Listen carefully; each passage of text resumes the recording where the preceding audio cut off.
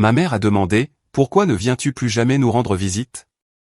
Alors, je l'ai guidé à travers la maison, en montrant chaque mur tapissé des photos de mon frère, et j'ai répondu « Parce que je me suis toujours senti comme un invité ici. » J'ai grandi en croyant que l'amour était quelque chose qu'il fallait mériter dans ma famille.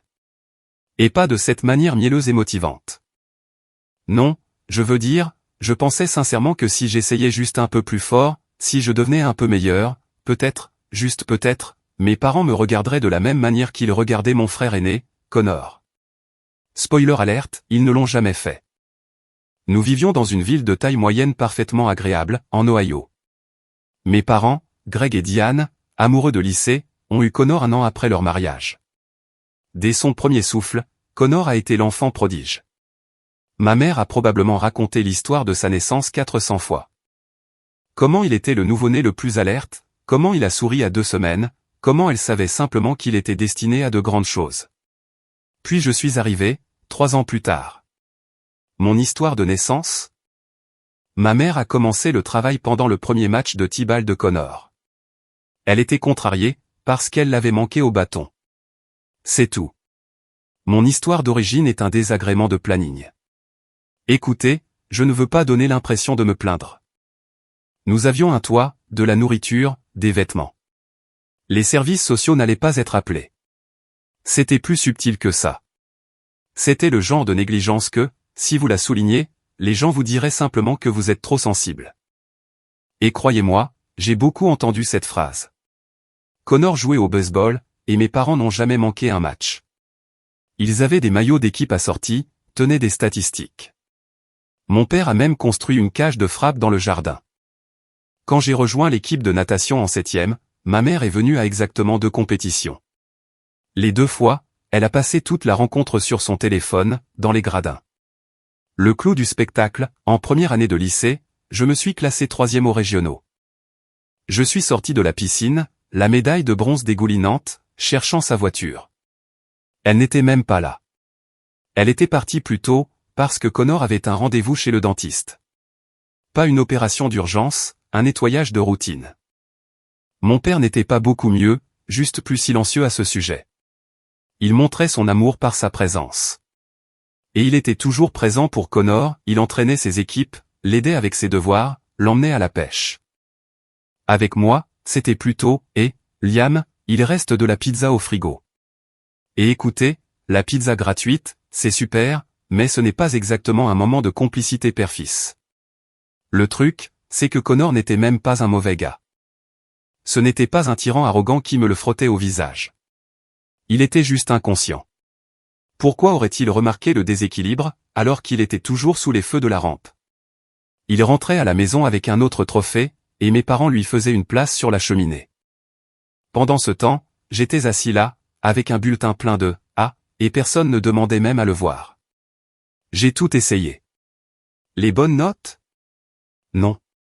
Connor obtenait des B et des C, et ils lui ont organisé une fête quand il a fait monter sa moyenne à 3,0. J'ai obtenu une moyenne pondérée de 4,2, et ma mère, je ne plaisante pas, a dit « C'est bien, chérie. Peux-tu mettre la table ?» J'ai rejoint toutes les activités extrascolaires, équipe de débat, conseil des élèves, bénévolat au refuge pour animaux. Mon père a une fois oublié que j'étais au conseil des élèves, et m'a demandé pourquoi je rentrais tard, comme si j'étais en train de faire des bêtises. Au moment où j'ai obtenu mon diplôme de fin d'études secondaires, j'avais pratiquement accepté mon rôle. J'étais le personnage secondaire du Connor Show. Connor est allé à l'université avec une bourse partielle de baseball.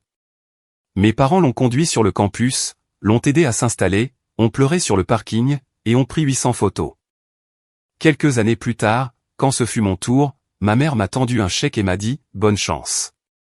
On viendra te voir bientôt. » Ils sont venus une fois, pendant ma 2e année, pour 2 heures. Ils passaient par là, en route pour aller voir Connor jouer dans un tournoi, à 3 états de distance. J'aimerais pouvoir vous dire que j'ai eu une grande confrontation dramatique à l'université. Ce ne fut pas le cas. J'ai juste tranquillement construit ma vie. J'ai étudié la finance, j'ai fait des stages, je me suis fait quelques bons amis qui se souvenaient vraiment de mon anniversaire sans un rappel Facebook. C'est là que ça m'a frappé. Le trou dans ma poitrine n'était pas dû à un problème chez moi, mais parce que les gens qui étaient censés le combler n'avaient tout simplement jamais pris la peine de le faire. Après l'université, j'ai déménagé à Charlotte, en Caroline du Nord. J'ai trouvé un poste de débutant dans un cabinet de conseil financier. Rien de glamour, mais j'étais bon, vraiment bon. Il s'avère que lorsqu'on passe toute son enfance à être invisible, on développe cette concentration laser, parce qu'on n'a rien d'autre qui sollicite notre attention. Pas de drame familial qui nous rappelle à la maison, pas de parents qui appellent pour prendre des nouvelles. Juste moi, mon appartement, et une carrière que j'étais déterminé à construire. Connor, pendant ce temps, est resté près de la maison. Il a épousé sa petite amie de l'université, Ashley, a eu 2 enfants, et est devenu entraîneur de baseball au lycée. Ce qui, pour mes parents, était comme être nommé à la Cour suprême. Chaque conversation du dîner du dimanche tournait autour de l'équipe de Connor, des enfants de Connor, de la nouvelle maison de Connor, à seulement 20 minutes de là. Je le sais, parce que les rares fois où ma mère appelait, elle passait 45 minutes à parler de Connor avant de finalement me demander comment j'allais. Et à ce moment-là, j'entendais mon père en arrière-plan dire « Le dîner est prêt », et l'appel se terminait. Puis est venu Noël, quand j'avais 26 ans. Cela faisait environ 1 an depuis ma dernière visite. Je suis entré dans la maison de mes parents, et quelque chose m'a frappé que je n'avais jamais pleinement enregistré. Des photos de famille de Connor bordaient le couloir. Son portrait de mariage était accroché au-dessus de la cheminée. Les dessins de ses enfants étaient scotchés sur le frigo. Le bulletin de son fils, avec un autocollant étoile dorée que ma mère avait ajouté elle-même, était épinglé sur le tableau de liège. C'était un sanctuaire, un véritable sanctuaire tentaculaire à la vie de Connor, dans chaque pièce. J'ai traversé cette maison comme un touriste dans un musée. Salon, les trophées de Connor. Couloir, la famille de Connor. Cuisine, les œuvres d'art des enfants de Connor. Même la salle de bain avait une photo de la famille de Connor à la plage. Puis je suis monté à ce qui était autrefois ma chambre. C'était maintenant une salle de loisirs créatifs. Mon lit avait disparu, mes affiches aussi. Une machine à coudre se trouvait là où mon bureau était autrefois. De l'autre côté du couloir, l'ancienne chambre de Connor, préservée exactement comme il l'avait laissée. Des fanions de baseball, sa veste d'équipe universitaire toujours sur la porte. Je suis resté longtemps dans cette salle de loisirs créatifs. Quelque chose a changé en moi. Pas de la colère, pas encore. Plutôt une clarté brûlante, du genre qui vient quand on arrête enfin d'essayer de voir quelque chose qui n'est pas là. Je suis redescendu. Ma mère était dans la cuisine, en train d'arranger des biscuits. Elle a levé les yeux, a souri et a dit « Oh, bien. Liam, peux-tu apporter ça dans le salon ?» Elle n'avait même pas remarqué que j'avais disparu pendant 20 minutes, à explorer la maison. Elle avait besoin d'une paire de mains, c'est tout. Ce Noël-là fut la dernière fois que je suis venu pendant un certain temps. Non pas à cause d'une dispute dramatique, j'ai juste cessé de faire l'effort. Et voici ce qui a confirmé tout ce que je savais déjà, il a fallu 4 mois à mes parents pour le remarquer. 4 mois. C'est le temps qu'il a fallu pour que ma mère appelle et dise « Eh, on n'a pas eu de tes nouvelles depuis un moment. » Et même là, ce n'était pas parce que je lui manquais. C'était parce que l'anniversaire du fils de Connor approchait, et elle voulait savoir si je pouvais envoyer un cadeau. Pas venir à la fête, envoyer un cadeau. Comme si j'étais un parent éloigné sur une liste de diffusion. J'ai envoyé le cadeau, car je n'allais pas me défouler sur un enfant de 5 ans. Mais je n'ai pas rappelé. J'ai laissé le silence s'installer, attendant de voir combien de temps il faudrait avant que quelqu'un ne me contacte juste pour me parler. Pas pour demander quelque chose, pas pour relayer des nouvelles de Connor, juste pour dire « Eh, Liam, comment va ta vie ?» Cette semaine de plus. Mon père a finalement appelé un mardi soir. Il m'a demandé comment allait le travail, si je voyais quelqu'un, puis il m'a balancé la vraie raison, ta mère veut savoir si tu viens à la maison pour Pâques. Pas, ta mère et moi, juste, ta mère. Comme s'il n'était qu'un messager. Je ne suis pas allé. La vie à Charlotte, cependant, se passait vraiment bien. J'avais été promu 2 fois en 3 ans. Mon patron, Scott, m'avait pris sous son aile, me poussant vers un poste d'analyste principal. J'avais un groupe d'amis solides. Et puis il y avait Claire. Je l'avais rencontrée lors d'un événement caritatif. Elle était ergothérapeute, incroyablement intelligente, riait de mes blagues nulles, et avait cette façon de me regarder quand je parlais, qui me faisait sentir que ce que je disais avait de l'importance. C'était une sensation nouvelle, honnêtement, d'avoir quelqu'un qui s'intéresse sincèrement aux détails de ma journée. Claire était au courant de ma situation familiale. Je lui en avais parlé très tôt, pensant que si ça devait la faire fuir, autant le savoir plus tôt. Elle n'a pas fui. Elle m'a juste serré la main et a dit, « Ça explique pourquoi tu es si autonome. » Puis elle a fait une pause et a ajouté, « Ça explique aussi pourquoi tu t'excuses chaque fois que tu me demandes un service. On va travailler là-dessus. » Je pense que c'est à ce moment-là que j'ai su qu'elle était la bonne. Environ 8 mois après cette visite de Noël, j'ai reçu un appel de Connor. C'était inhabituel, nous ne nous parlions pas vraiment. Nous n'étions pas hostiles, nous existions simplement dans des univers parallèles. Il a appelé pour me dire que maman et papa prévoyaient une grande fête pour leur 30e anniversaire, et qu'il voulait que toute la famille soit là.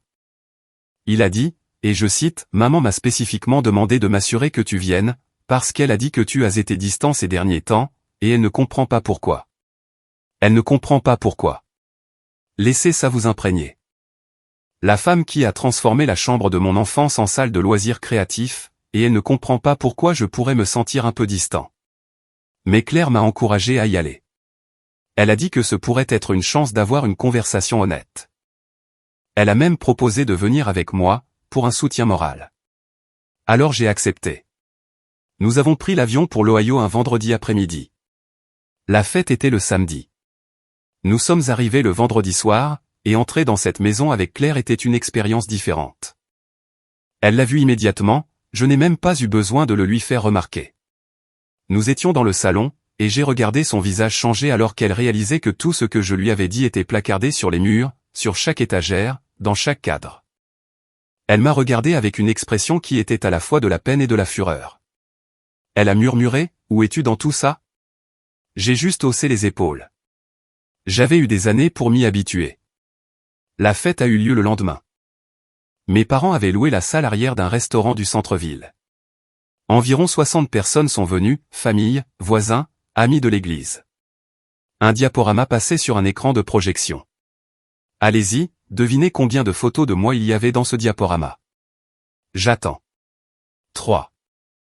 Sur peut-être 120 photos, couvrant 30 ans de mariage et de vie de famille. J'apparaissais dans exactement 3. Une était une photo de groupe où j'étais partiellement masqué par un cousin. Une était de ma remise de diplôme, debout derrière Connor. Et une était une photo de bébé où on ne pouvait même pas dire que c'était moi. Claire a compté. Elle a vraiment compté, parce qu'elle n'arrivait pas à le croire. Connor ? Il apparaissait probablement dans 60 d'entre elles. Je suis resté assis pendant ce diaporama avec un sourire plaqué sur le visage, tandis que 60 personnes applaudissaient 30 ans du Connor Show.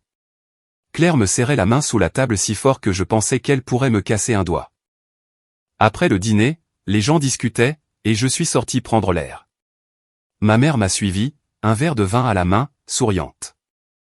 Elle a passé son bras autour de moi et a dit, « N'est-ce pas merveilleux ? Je suis si contente que tu sois venu, Liam. Tu devrais revenir plus souvent. Pourquoi ne reviens-tu plus jamais à la maison ?» Et voilà, la question, posée avec une telle désinvolture, comme si elle n'avait sincèrement aucune idée. Comme si j'étais une énigme qu'elle ne parvenait pas à résoudre, mais qu'elle n'essayait pas non plus vraiment de résoudre. Quelque chose s'est fissuré en moi. Pas de manière explosive, mais tranquillement, comme une faille qui accumulait de la pression depuis 29 ans et qui a finalement cédé. J'ai dit, « Maman, on peut rentrer une seconde ? Je veux te montrer quelque chose. » Elle a eu l'air confuse, mais m'a suivi.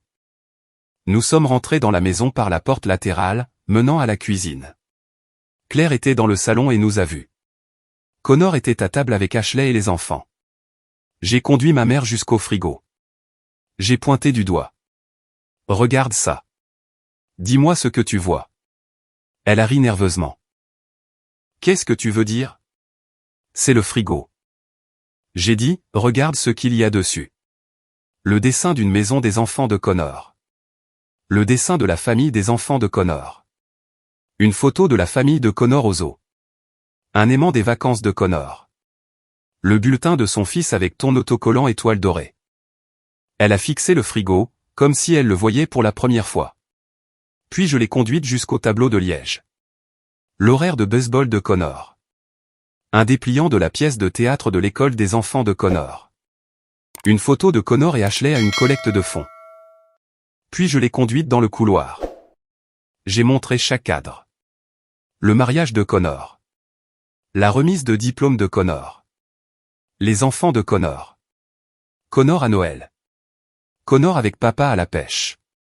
Connor, Connor, Connor. Je me suis tourné vers elle. Montre-moi une seule chose à moi.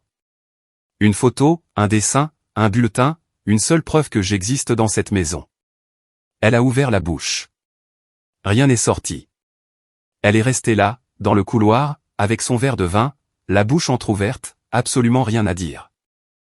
J'ai dit, j'ai eu des gars pendant 12 ans. Je me suis classé aux régionaux en natation.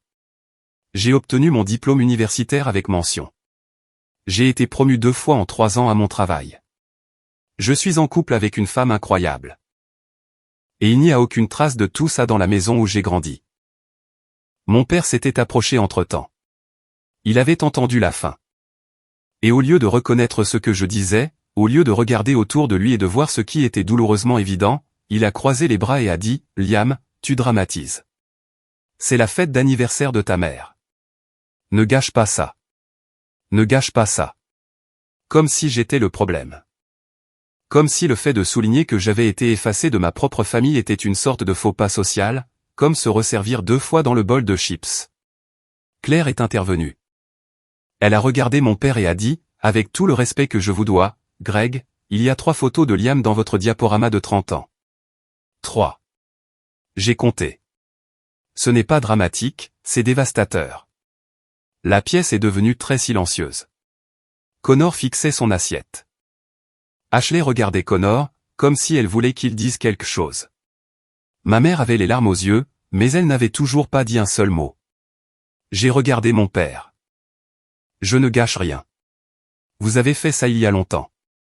Vous ne l'avez juste pas remarqué, parce que vous étiez trop occupé à regarder Connor.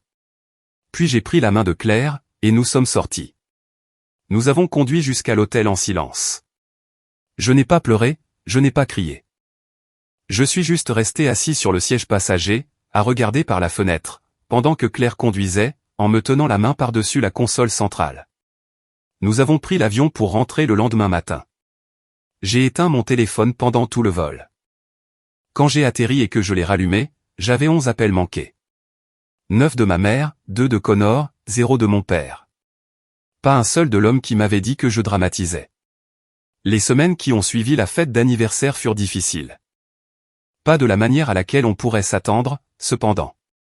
Personne ne s'est présenté à ma porte avec des excuses, personne n'a envoyé de lettre reconnaissant ce qui s'était passé.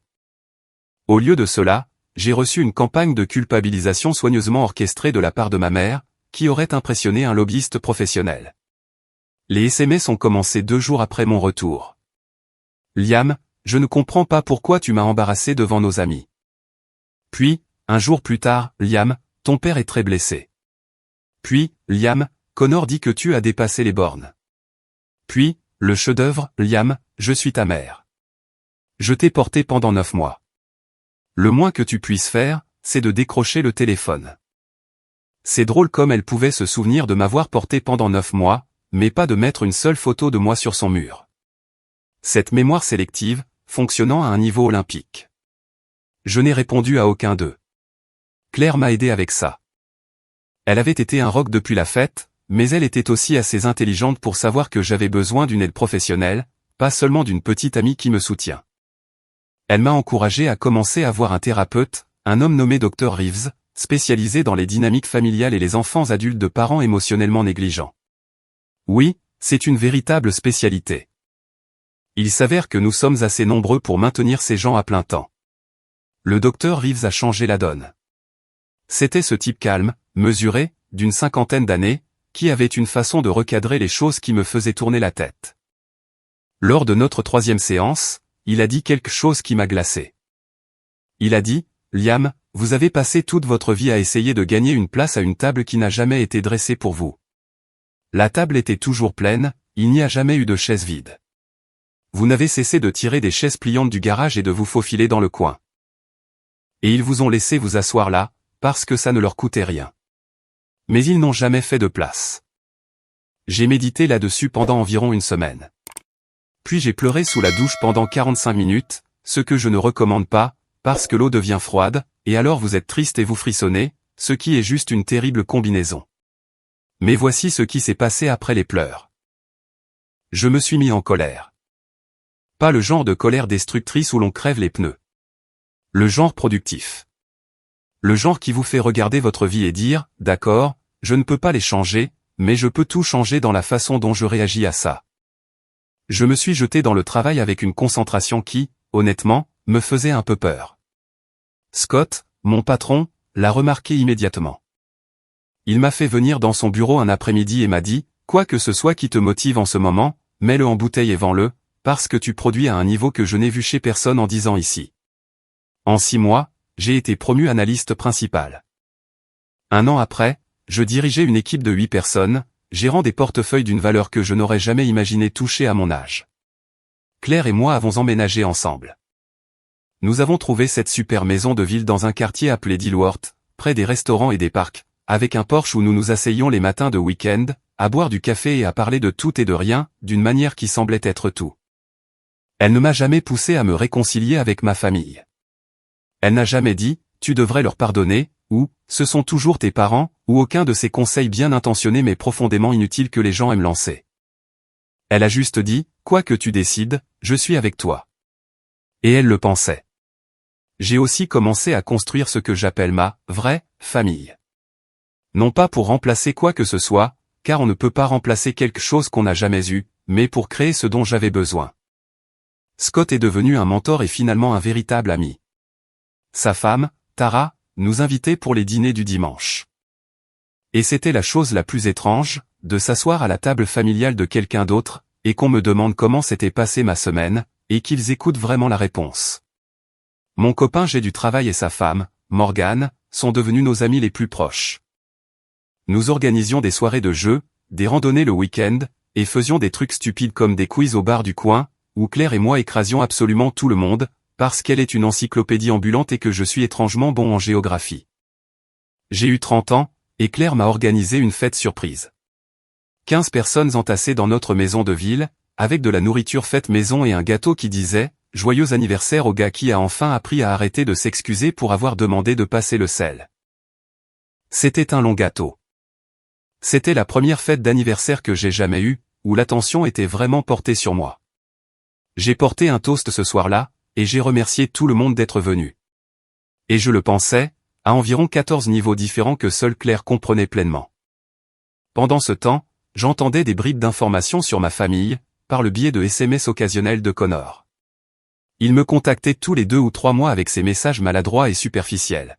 « Salut mec, comment ça va à Charlotte ?» ou « Maman te dit bonjour ». Je répondais poliment mais brièvement. Je n'étais pas intéressé à jouer une relation qui n'existait pas. D'après ce que j'ai compris, les choses n'allaient pas très bien en Ohio. Le travail d'entraîneur de Connor était correct, mais ne rendait personne riche. Ashley avait repris ses études à temps partiel, ce qui ajoutait du stress. Mes parents étaient en bonne santé, mais mon père avait pris sa retraite, et il cherchait comment vivre avec un revenu fixe, dans une maison qui nécessitait environ 40 000 € de réparation. Vous savez, l'effritement habituel des infrastructures de la classe moyenne, qui se produit quand on investit toutes ses ressources dans la carrière de baseball d'un enfant et qu'on oublie de réparer le toit. Je ne me suis réjoui de rien de tout ça. Je n'ai ressenti aucune satisfaction. J'ai juste remarqué ça, de la même manière qu'on remarque le bulletin météo d'une ville où l'on vivait autrefois. Tiens, de la pluie. Bref, environ 14 mois après l'incident de la fête d'anniversaire, j'ai reçu un appel de Connor qui était différent de ses SMS de prise de contact habituels. Il a vraiment appelé, ce qui signifiait que quelque chose se passait. Il a tourné autour du pot pendant environ 5 minutes avant d'en venir au fait. Maman et papa avaient des problèmes d'argent. Le toit avait besoin d'être remplacé, la chaudière était fichue, et les économies de retraite de papa ne s'étiraient pas aussi loin qu'il l'avait prévu. Connor aidait là où il le pouvait, mais il avait 2 enfants, une hypothèque, et les frais de scolarité d'Ashley à prendre en compte. Il ne m'a pas directement demandé d'argent. Il a juste exposé la situation, puis a dit, « Je pensais juste que tu devrais savoir. » Sur ce ton que les gens utilisent quand ils demandent absolument quelque chose, mais veulent une dénégation plausible. Je lui ai dit que j'appréciais qu'il m'en informe, et que j'y réfléchirais. Puis j'ai raccroché, je me suis assis sur mon Porsche, et j'y ai réfléchi pendant exactement 11 secondes, avant de décider que je n'allais pas mettre le feu à mon argent juste parce que les gens qui avaient oublié que j'existais avaient enfin besoin de quelque chose de ma part. J'en ai parlé au Dr Reeves. Il a dit quelque chose d'intéressant. La demande en soi n'est pas le problème. Les familles s'entraident. Le problème, c'est qu'il n'y a eu aucune reconnaissance, aucune prise de responsabilité, et aucun changement. Envoyer de l'argent maintenant communiquerait que la relation peut continuer exactement comme elle était. Et que c'est vous qui en paierez le coût émotionnel et financier. Donc, je n'ai pas envoyé d'argent. Et je ne me suis pas senti coupable, ce qui était nouveau. Ce que j'ai fait à la place, c'est de continuer à construire. J'ai obtenu la certification d'analyste financier agréé, ce qui est l'une de ces qualifications qui semblent ennuyeuses, mais qui ouvrent des portes qui sont autrement pratiquement verrouillées. Ma firme m'a offert un poste à la tête d'une nouvelle division, axée sur la planification de la retraite et la gestion de patrimoine. Cela s'accompagnait d'une augmentation de salaire significative, et d'un bureau avec une vraie porte, ce qui, après des années de vie en open space, me donnait l'impression de déménager dans un manoir. Claire et moi nous sommes fiancés un mardi. Rien d'extraordinaire. Nous préparions le dîner, et j'avais la bague depuis 3 semaines, en essayant de planifier le moment parfait.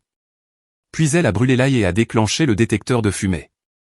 Nous étions debout dans la cuisine, agitant un torchon vers le plafond, riant si fort que nous ne pouvions plus respirer.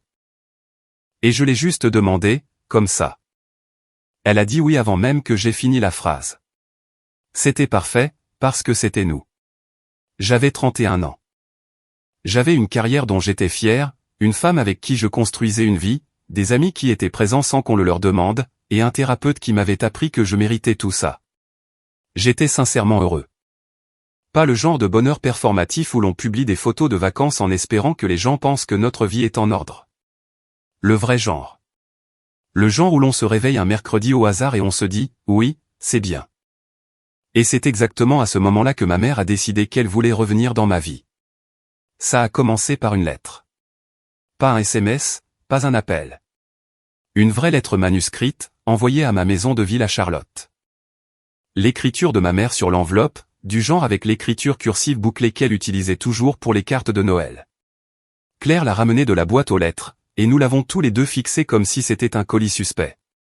Je l'ai ouverte ce soir-là, après le dîner. C'était 2 pages. Ma mère écrivait combien je lui manquais, comment la maison semblait vide sans tous ses garçons. Comment elle avait réfléchi, et qu'elle avait réalisé que peut-être, juste peut-être, elle n'avait pas toujours été juste. Elle a dit qu'elle voulait arranger les choses, qu'elle et papa voulaient venir me rendre visite à Charlotte. Elle a dit qu'elle avait prié à ce sujet, et que Dieu lui avait dit qu'il était temps de guérir. Maintenant, je veux être clair, je ne suis pas assez cynique pour rejeter automatiquement la tentative de réconciliation d'un parent. Les gens peuvent changer, ils évoluent. Et une partie de moi, ce petit garçon qui voulait juste que sa mère vienne à sa compétition de natation, s'est réveillé quand j'ai lu cette lettre. Claire l'a vu sur mon visage. Elle a posé sa main sur mon bras et a dit, « Tu n'as rien à décider ce soir. » Alors j'y ai réfléchi. J'ai parlé au Dr Reeves. Il était prudemment favorable. Il a dit, la lettre est un bon signe, mais les mots sont faciles. Ce qui compte, c'est de savoir si le comportement change. Il a suggéré que si je décidais de m'engager, je devrais fixer des limites claires et surveiller les schémas plutôt que les promesses. J'ai répondu par une courte lettre. J'ai dit que j'appréciais qu'elle m'ait contacté, que je serais ouvert à une visite, mais que je voulais être honnête, les choses ne pouvaient pas simplement revenir comme avant. J'ai dit que j'avais besoin de reconnaître que ce qui s'était passé à la fête d'anniversaire, ce n'était pas moi qui dramatisais, c'était moi qui étais enfin honnête à propos de quelque chose qui me faisait mal depuis très longtemps. 2 semaines plus tard, ma mère a appelé. Elle était émue. Elle a dit qu'elle comprenait, qu'elle et papa voulaient venir le mois suivant. Elle a dit qu'ils prendraient un hôtel pour ne pas s'imposer. Puis elle a ajouté que Connor voulait venir aussi, et amener la famille. En faire un grand événement. J'ai fait une pause. Que Connor veuille venir, ça ressemblait moins à une réconciliation qu'à une illusion. Si toute la famille était là, la conversation que je devais avoir avec mes parents se perdrait sous le chaos des enfants et les conversations de surface. J'ai dit à ma mère que j'adorerais voir Connor séparément, mais que pour cette première visite, je voulais que ce soit juste elle et papa. Elle a accepté, bien que je puisse entendre l'hésitation dans sa voix. Ils sont venus un week-end, fin octobre. Je suis allé les chercher à l'aéroport. Mon père m'a serré la main, ma mère m'a serré si fort que je pouvais la sentir trembler. Nous avons conduit jusqu'à chez moi, et je leur ai fait faire le tour. Ma mère n'arrêtait pas de dire à quel point tout était beau. Mon père hochait simplement la tête, comme s'il inspectait pour voir si tout était conforme. Claire a maintenu la conversation pendant le déjeuner, des sujets légers, faciles, donnant à tout le monde une chance de se détendre. La vraie conversation a eu lieu le samedi soir. Claire s'était tactiquement éclipsée pour retrouver Morgane, nous laissant en privé. Nous étions assis sur le patio arrière. Mon père avait une bière, ma mère du vin. Moi, j'avais de l'eau, parce que je voulais avoir la tête parfaitement claire. J'ai commencé par les remercier d'être venus. Puis j'ai posé une question directe à ma mère. Maman, quand je t'ai fait faire le tour de la maison à la fête d'anniversaire et que je t'ai demandé de me montrer une seule chose à moi, qu'as-tu ressenti à ce moment-là? Elle a pris une longue gorgée de vin. Puis elle a dit qu'elle s'était sentie prise au dépourvu. Prise au dépourvu. Pas honteuse, pas coupable, pas le cœur brisé que son fils se sente invisible. Prise au dépourvu, comme si j'étais l'avocat de la partie adverse dans un drame judiciaire. J'ai gardé mon sang-froid. Le docteur Reeves et moi avions pratiqué ça. J'ai dit, je comprends que ça ait semblé soudain, mais je te demande ce que tu as ressenti à propos de ce que je t'ai montré, pas de la façon dont je l'ai montré. Le fait qu'il n'y ait rien de moi dans votre maison. Elle s'est mise à pleurer. Je crois sincèrement que les larmes étaient réelles, mais c'était pour son propre malaise, pas pour ma douleur. Il y a une différence que j'ai mis des années à comprendre. Elle a dit, je t'aime autant que Connor. Je vous ai toujours aimés tous les deux de la même manière. J'ai dit, je crois que tu penses que c'est vrai. Mais l'amour n'est pas juste un sentiment, maman, c'est un verbe. C'est ce que tu fais. Et ce que tu as fait, c'est de construire un musée à la vie de Connor, et de transformer ma chambre en salle de couture. Mon père a posé sa bière. Il s'est éclairci la gorge. Écoute, Liam, ta mère et moi ne sommes pas parfaits, nous le savons. Mais tu t'es bien débrouillé, tu as réussi. Tu n'as pas besoin de nous comme Connor. Connor est resté près de nous, il avait besoin de soutien, et nous lui avons donné.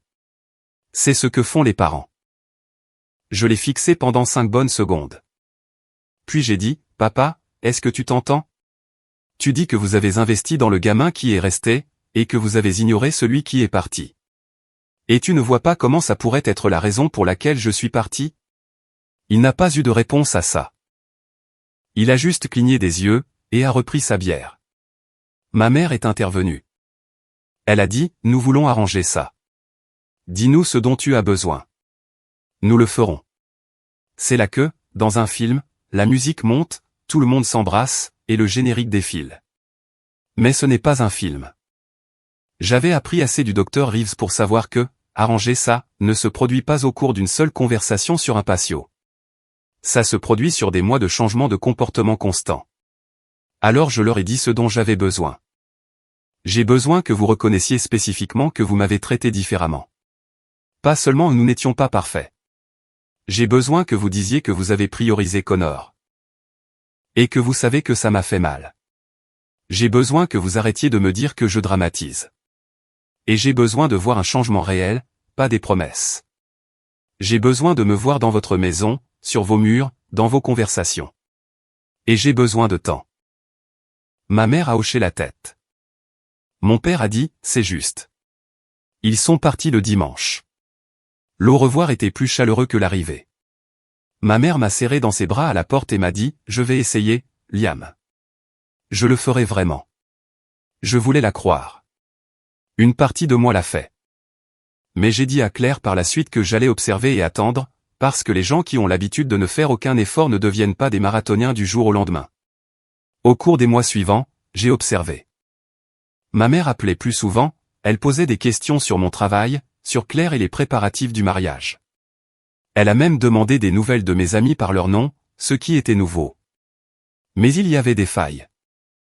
Elle passait toujours les 10 premières minutes de chaque appel à me donner des nouvelles de Connor et de ses enfants avant de me poser des questions sur moi. Elle n'avait toujours pas mis une seule photo de moi dans la maison. Je le savais, parce que Connor l'avait mentionné nonchalamment dans un SMS. Il avait dit que le couloir avait toujours le même aspect. Mon père était pire. Il a appelé une fois, et ça a duré 3 minutes. Il a dit, ta mère voulait que je prenne de tes nouvelles. Pas, je voulais prendre de tes nouvelles, mais, ta mère voulait que je. Il m'a demandé des nouvelles du travail, je lui ai parlé de ma promotion, et il a dit, bien pour toi. Ce qu'on dit à l'enfant d'un inconnu lors d'un pique-nique d'entreprise, pas à son propre fils qui vient de décrocher la plus grande opportunité de sa carrière. Puis Connor m'a appelé, environ 6 mois après cette soi-disant réconciliation, et tout a basculé. Il était bizarrement formel, ce qui, avec Connor, signifiait que quelque chose de désagréable approchait. Il a fini par en venir au fait. Maman et papa parlaient de mettre à jour leur plan de succession. Ils voulaient laisser la maison à Connor, puisqu'il habitait à proximité et que ses enfants avaient grandi en y venant. Ils prévoyaient de partager leurs économies équitablement entre nous. Mais la maison, qui valait considérablement plus que les économies, irait entièrement à Connor. Il a dit qu'il lui avait demandé de me le dire. Ils ne pouvaient même pas m'annoncer cette nouvelle eux-mêmes. Ils avaient externalisé la conversation sur le fait de me déshériter du plus grand actif de leur patrimoine, aux frères qui allaient tout recevoir. J'ai remercié Connor de me l'avoir dit. Puis j'ai raccroché, j'ai appelé Claire et je lui ai dit de rentrer. Quand elle a franchi la porte, j'étais assis à la table de la cuisine avec mon ordinateur portable ouvert, et un bloc-notes plein de notes. Je l'ai regardé et j'ai dit, ils n'ont pas changé. Et elle s'est assise à côté de moi et a dit, je sais. Alors, quel est le plan? J'ai dit, j'en ai fini de demander une place à leur table. Je vais construire ma propre table. Et quand ils réaliseront ce qu'ils ont perdu, ce sera la conséquence que je n'ai jamais eu le pouvoir d'infliger auparavant. La première chose que j'ai faite, c'est de consulter un avocat. Non pas pour contester le plan de succession légalement, mes parents pouvaient laisser leurs biens à un Golden Retriever s'ils le voulaient, mais pour comprendre ma position. L'avocate, une femme vive nommée Rebecca, m'a dit, honnêtement, Liam, d'un point de vue financier, vous n'avez pas besoin de leur maison. Ce dont vous avez besoin, c'est de tourner la page. Elle avait raison. Mais on ne tourne pas la page parce que les autres vous l'attendent. On la construit soi-même. Claire et moi avons fixé une date de mariage. Nous avons planifié une belle cérémonie dans un lieu de réception, dans les montagnes, près d'Asheville. Intime, 70 personnes, nos amis, la famille de Claire, quelques cousins du côté de mon père. Je n'ai pas invité mes parents. Je n'ai pas fait d'annonce grandiose à ce sujet, je ne leur ai juste pas envoyé d'invitation. Les parents de Claire ont posé la question une fois, gentiment, et Claire s'en est occupée. Elle a dit, nous voulons que le jour de notre mariage soit une question de joie, pas de tension. Ils ont respecté ça et n'en ont plus jamais parlé. Connor l'a appris par un de nos cousins. Il m'a appelé, agité. Il a dit, maman va devenir folle. J'ai dit, ce n'est plus mon problème à gérer. Il est resté silencieux. Puis il a dit, est-ce que tu veux que je sois là? J'ai dit, oui. Mais j'ai besoin que tu viennes en tant que mon frère, pas en tant que représentant de maman et papa. Il a dit, d'accord. Et à son crédit, il le pensait. Ma mère l'a appris 3 semaines avant le mariage. Elle a appelé, dans un état que je ne peux décrire que comme un deuil militarisé. Comment as-tu pu me faire ça? Une mère mérite de voir son fils se marier. Ton père et moi avons fait tant d'efforts. Je l'ai laissé finir. Puis j'ai dit, maman, tu as eu 6 mois depuis cette visite à Charlotte pour mettre une seule photo de moi dans votre maison. L'as-tu fait? Silence. Tu as eu 6 mois pour m'appeler sans passer les 10 premières minutes à parler de Connor. L'as-tu fait? Nouveau silence. Papa ne m'a toujours pas appelé une seule fois de sa propre initiative. Vous avez demandé à Connor de me parler du plan de succession, au lieu de me le dire vous-même.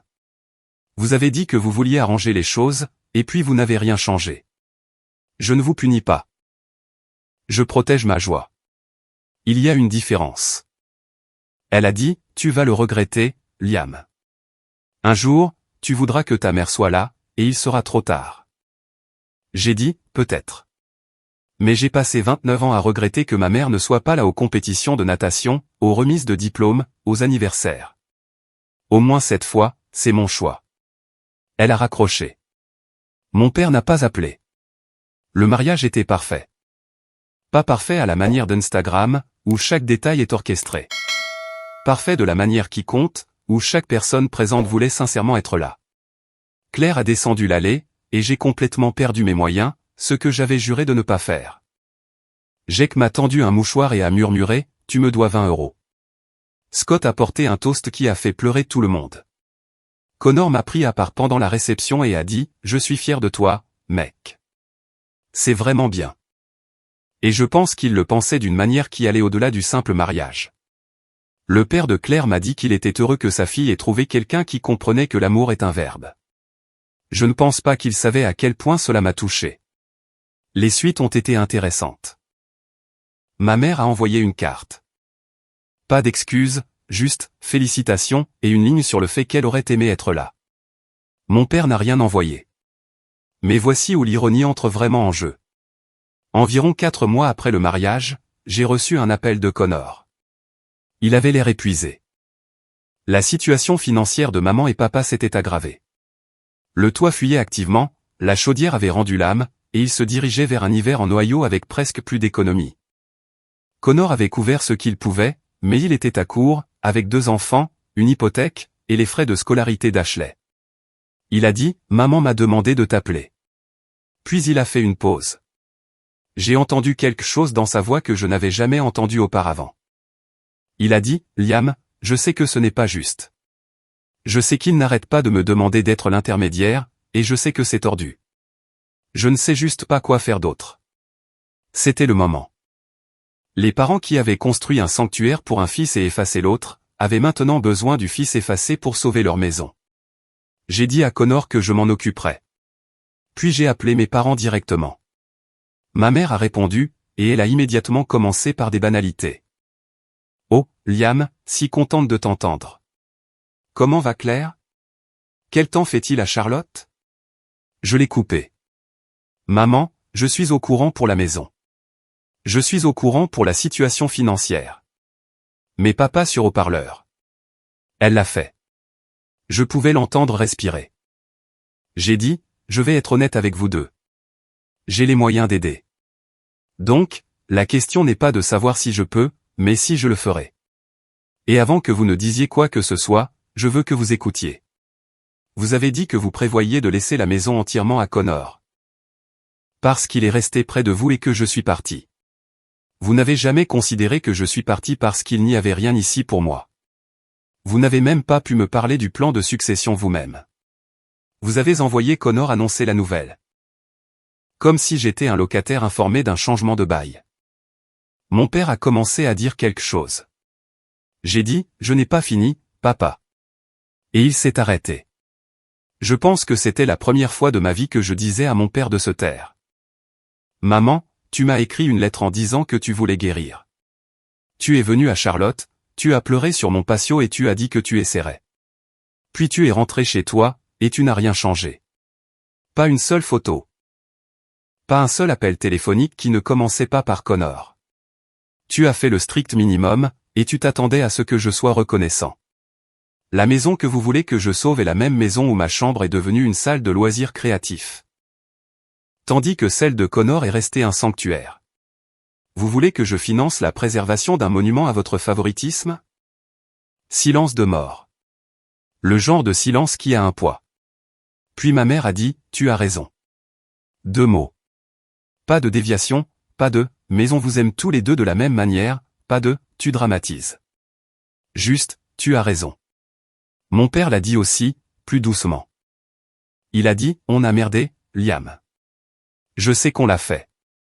Je suis resté assis là, sur mon porche à Charlotte, et j'ai senti quelque chose se libérer dans ma poitrine, que je portais depuis que j'étais gamin, debout sur un parking avec une médaille de bronze et personne pour me ramener. J'ai dit, voici ce qui va se passer. Je vais aider pour la maison. Non pas parce que je vous le dois, mais parce que je choisis de le faire. Et ce choix s'accompagne de conditions. Des excuses écrites et sincères de vous deux. Des photos de moi dans cette maison, encadrée, dans le couloir. Là où se trouve celle de Connor. Le plan de succession mis à jour pour refléter les 2 fils de manière égale. Et papa m'appelle toutes les 2 semaines. Pas parce que maman lui a dit de le faire, mais parce qu'il le veut. Mon père a dit, d'accord. J'ai dit, encore une chose. Je vous veux chez moi pour Thanksgiving. Pas chez Connor, chez moi. Vous allez vous asseoir à ma table, dans ma maison, avec ma femme et mes amis, et vous allez voir ce que j'ai construit sans vous. Non pas pour vous le frotter au visage, mais pour qu'il me voie enfin. Ma mère pleurait à nouveau, mais c'était différent cette fois. Je pouvais l'entendre dans sa voix. Ce n'étaient pas des pleurs de « je suis mal à l'aise », c'était des pleurs de « je comprends enfin ce que j'ai fait ». Elle a dit « on sera là ». Ils sont venus pour Thanksgiving. Claire a cuisiné une dinde qui était déraisonnablement bonne.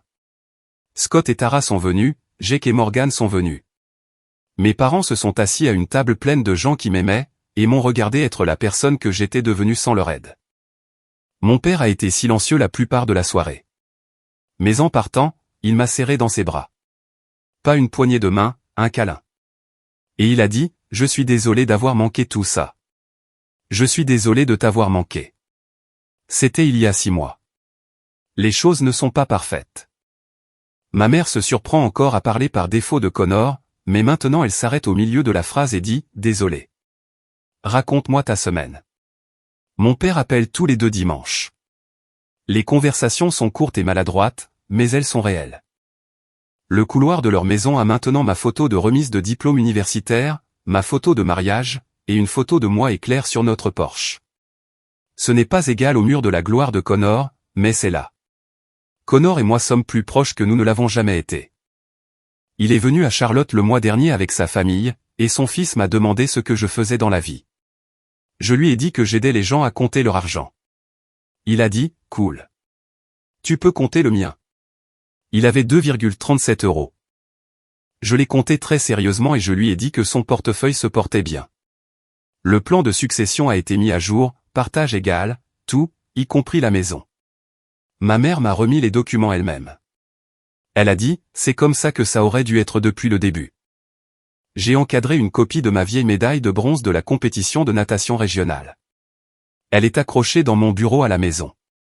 Claire m'a demandé pourquoi, puisque j'ai des réalisations bien plus belles à afficher. Je lui ai dit que ce n'est pas pour la médaille, c'est pour le gamin qui l'a gagné et qui est resté seul sur le parking.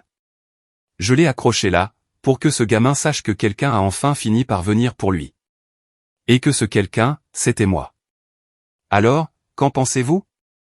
Ai-je été trop dur, ou me suis-je enfin affirmé d'une manière qui devait se produire?